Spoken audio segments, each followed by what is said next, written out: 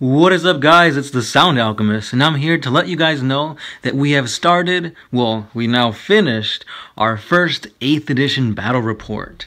That's right, guys, OMS has finally brought into the 8th edition rules, and we finally got a game in. So 8th edition has been out for quite a while now, and we've been trying hard to get a game in, but something always comes up. It's, oh, you gotta get to work, gotta do something, or I can't play today, I'm sick, yada yada. But now, finally, we've got a game in. And with that game, it pitted Gershwin's Orks against my Celestial Sons, which I was playing as Blood Angels, and then a buddy of ours was bringing in his Salamanders. So it was a 1v1v1, 3-on-3 free-for-all, and we were playing with the multiplayer battle rules. I believe it is called Carnage. So basically it's 1,000 points of each individual army, and we were just duking it out. So we went to our local GW store and we battled it out. And since it was our first game, we had a whole bunch of questions and whatnot, so this game took a little longer than what it's supposed to, but even then it was still a pretty quick game. So anyway, here's a run through the lists, just a little basic overview. Gersh's Orks were led by a Mega Armor War Boss. He also had 3 Mega Armor Knobs, a squad of Rocket Boys, 2 trucks, and I believe 3 Coptas. The Salamanders had a Captain, 2 tactical squads of 10, a Vindicator, and a Leviathan Dreadnought. The Blood Angels, which was me, I had a Captain, a Librarian Dreadnought, 3 tactical squads, 5-man each, a Centurion Devastator squad, and just a regular old Dreadnought. So again, guys, this was 1,000 points using the multiplayer Carnage rules. Since it's our first battle, we decided to try out command points, so everybody just had 3 regardless of what detachments they had or whatever. And we were playing, I forgot what the mission was called, besides Carnage, but it was essentially kill points with 1 objective in the middle of the board. So we deployed, and the order was the Salamanders would go first, then the Blood Angels, and lastly the Orks. Alright, so turn 1.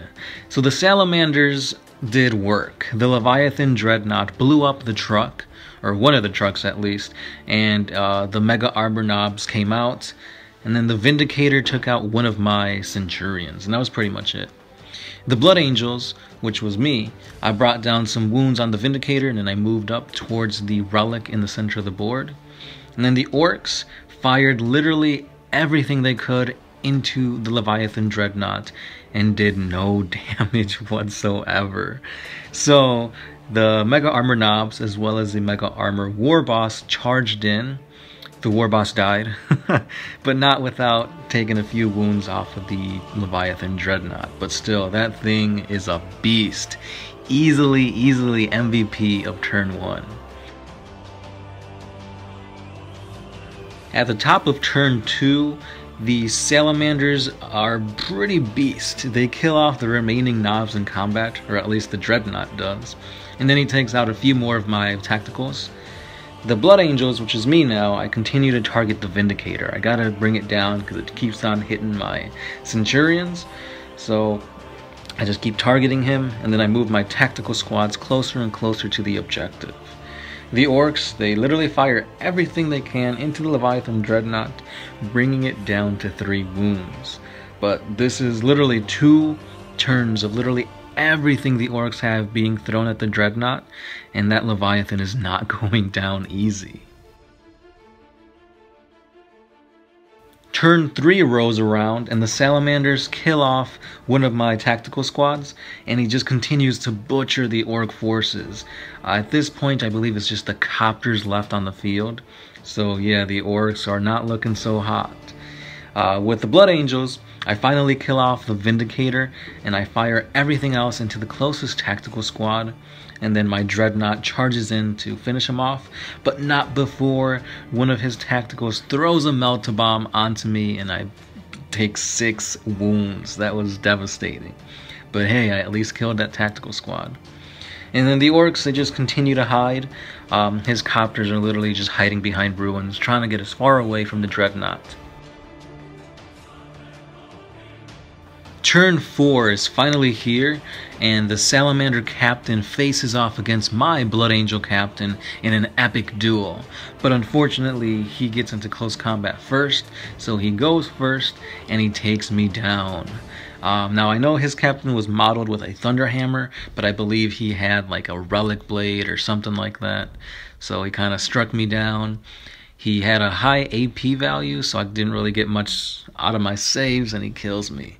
But it's alright, because when my turn rolls around, I basically surround him with my Leviathan Dreadnought and my tactical squads, and it's basically just a firing squad at this point. I kill him, and with that, I basically secure my victory since I've had control of the relic, killed off a few of his units, and at this point it's basically his Dreadnought and Gersh's Copters, as well as my, I think I had 2 units of tactical squads plus my Librarian Dreadnought. So at this point we called it Blood Angel victory.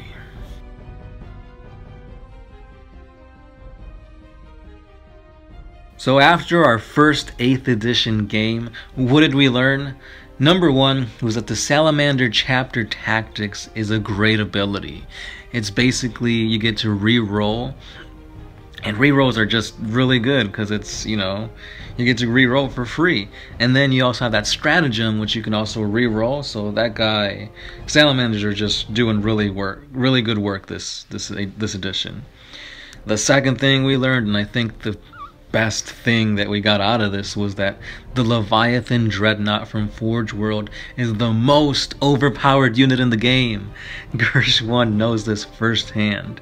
Throughout the entirety of this game, it essentially took on a whole 1,000 point Orc army by himself, and he won.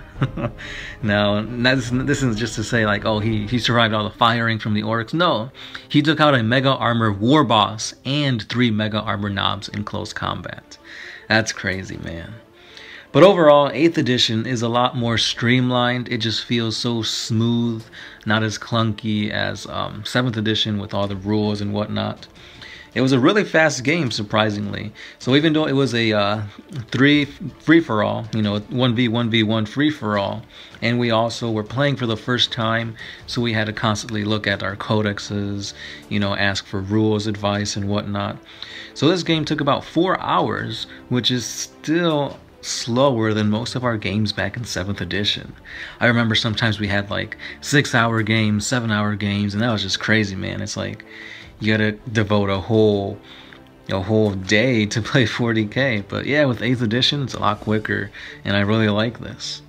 And I think the one thing that Gersh for sure got out of this was that the Orcs really need their codex to drop. They need point reductions all over the place, and right now they're the weak link. So this might just, you know, feel that way because they were going up against the most OP unit in the game. But they didn't really do much. I mean, maybe if he would have brought like a horde Orc army, he would have been in a better position. But I mean, it was a very devastating game. Like, you could just see the life and the happiness being sucked out of Gersh 1 as one model was wrecking his entire army. But anyway, guys, if you guys do want to learn more about the tactics and the war gear for the winning army, the Blood Angels, I did have a Blood Angel army list analysis vid that went up a few days ago, so check that out. I will also link that at the end of the video, so you guys can go ahead and check it out and see the whole thought process behind it. Also, one thing that I do personally feel is that 8th edition really needs more psychic powers to come out. Like, where's the pyromancy powers? Where's the biomancy powers? Like, right now you just have like the 3 main powers for each individual Space Marine, I guess, faction, and then you got the Librarius. I never liked the Librarius discipline, so I'm really hoping they bring out more psychic powers. But yeah, guys, that was an overview of our first 8th edition battle report. Now, it wasn't in our original format because we were just learning the game. We were trying to get, you know, a good hands-on feel, so we didn't really film it, but we did take these pictures, so that's how I'm giving it to you. Hopefully we can get another game in soon and showcase it off to you guys. By that time, we'll be a little bit better versed in the whole 8th edition rule set and whatnot. And this time we'll be sure to avoid Leviathan Dreadnoughts at all costs, because that is a friendship killer right there, guys. But anyway, that's all the time I have for you guys today. Let me know how your 8th edition battles are coming out, and we'll go from there. As always, I'm the Sound Alchemist, part of One Mind Syndicate, and I'll catch you guys next time.